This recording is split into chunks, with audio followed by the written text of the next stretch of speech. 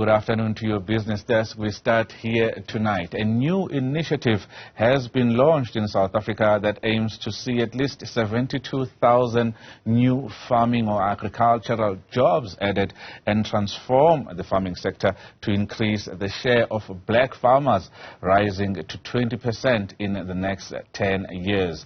The IDH and the You Can Grow have launched one-of-a-kind initiative and have spearheaded the launch that also aims to move South Africa away from its over-reliance on food imports that have been identified, at least 20 billion rands worth of goods and sources, and source these from local farmers.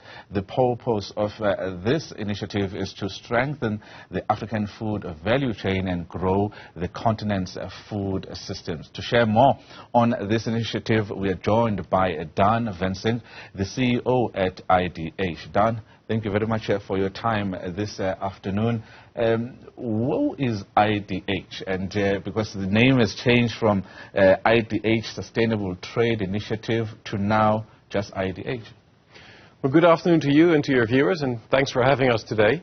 IDH is a global organization with a unique mandate to transform markets as an engine for sustainable development. And we do that by harnessing the power of the private sector in terms of its innovation power, in terms of its sourcing power, its investment and delivery. However, we also do that in public-private partnerships, right? Because only the private sector can't do it. We really need all stakeholders together. And as IDH, we built these kind of coalitions here in South Africa, across the African continent, but also in Europe, Latin America, and Asia.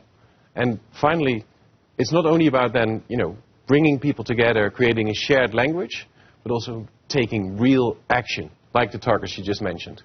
These are audacious targets, 72,000 new jobs, and you've also identified the fact that you want to raise at least 9.6 billion rand of the 17 billion rand that is needed in the agricultural space. But this is not just about South Africa. It's about utilizing the land and the farming that we have in Southern Africa, in the SADC region, to utilize them more efficiently so that you source more goods within SADC rather than import at least what we have identified, 20 billion rands worth of imported goods and foods that we can source within SADC. Absolutely. And I think the COVID crisis and also what's happening now, globally, is again showing that we need to increase the resilience of our food systems. And yes, we have a global food system, and it will always be there. Not a single country can grow all its food itself. But at the same time, we can do much better, and we can collectively invest in farmers in South Africa, but also in Southern Africa, because those markets are very much interconnected, right? South Africa exports to its neighbors and imports from its neighbors. And by really focusing on growing, the base of farmers that can supply their own market, we become less resilient on imports that are super expensive, and actually use those funds that are used for imports to invest in the sector, to grow it, to make it very professional. And we really have to take a business approach to it. So yes, it's all about sourcing, it's about investment, so that it is resilient in itself and it can self-propel to really reach these audacious targets that we've mentioned and that are aligned with government policy. Are these achievable? Because you want to also achieve, you seek to achieve, if I can put it that way, growth of 32 billion rands, real growth in the agricultural value chain in South Africa within the next 10 years. But what we've normally seen in South Africa is that we've got good initiatives and policies on paper, but it's always been the implementation of such initiatives that has always been a bottleneck for South Africa. As you started today, I saw Tiger Brands, I saw other major companies, Unilever being there, but I also saw a mining company, Sibanye Stillwater. Tell us about their involvement, because we're talking about food here, and it's a different commodity to the resources that Sibanye is involved in. Yeah, no, absolutely. And to your first point, yes, again, these are big targets, and the world, is full of MOUs that are never really being implemented. So what we did today is we brought together 16 partners that not only have a willingness to act, but are actually already working on this transformation. So we can build on what's already there. But by putting them together, breaking down the barriers that now exist, we can really amplify what they're doing. And this coalition isn't finished, so more and more partners also to reach those targets need to be in. But we will also be very transparent in terms of, setting our baselines and then mapping progress. So that it's not just another phrase out there, another commitment that is not being acted upon. So I have a strong belief that this coalition is going to take action. In terms of the link to the mining sector, well, indeed, the whole initiative is about food systems and food system transformation. But we also know that mining companies have a lot of land that is not being used for mining. And that could be used actually to produce food. So that is the link with the mining sector.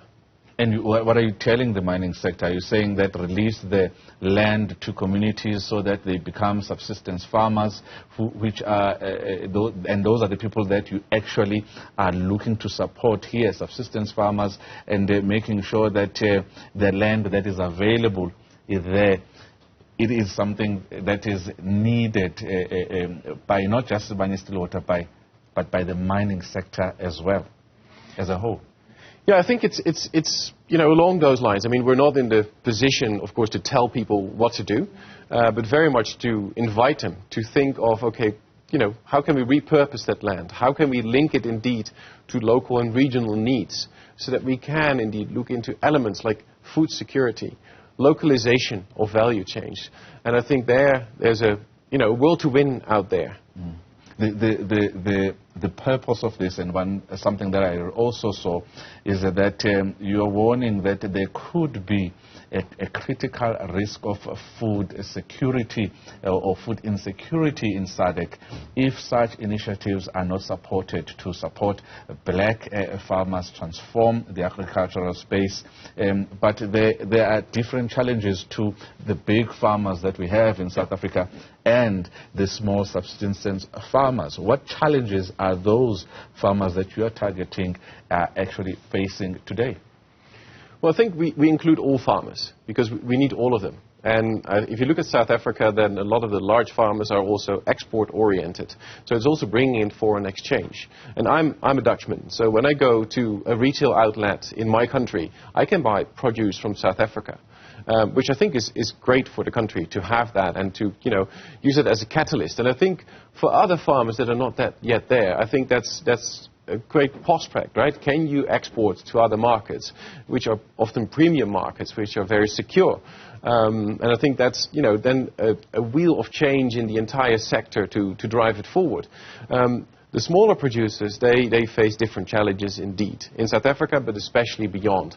And with a growing population, right, which is going to double in the next tens of years, we really need a lot more food. So indeed, to combat food insecurity, we rapidly need to grow more food here and do that in a sustainable way.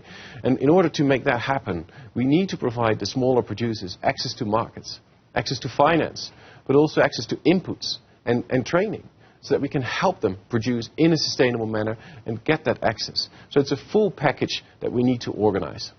Dan, it's never an overstatement to talk about agriculture and agro-processing, not only in South Africa but on the continent. Have you found that you have to work harder to convince leaders on the continent that it's so easy to work in farming and agriculture on the continent because the land is ripe, the environment is conducive? Do we realize how big the farming sector could become as a continent, not just the SADC region?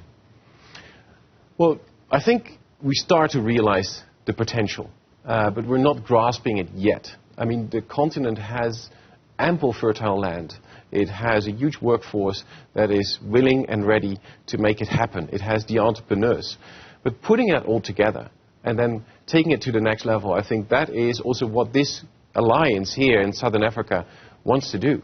And it is not only for Southern Africa, because indeed, based on this model, we want to launch similar alliances in East Africa and in West Africa, so that the full continent, there's the Africa for Africa agenda, but also the Africa to the world agenda. And I think that full potential we still need to seize. Daan Wensing is the CEO at IDH. Thank you very much for your time this afternoon, talking to us about avoiding this over-reliance on importation of food from foreign countries when we have a lot of access and insourcing that we can do here at home.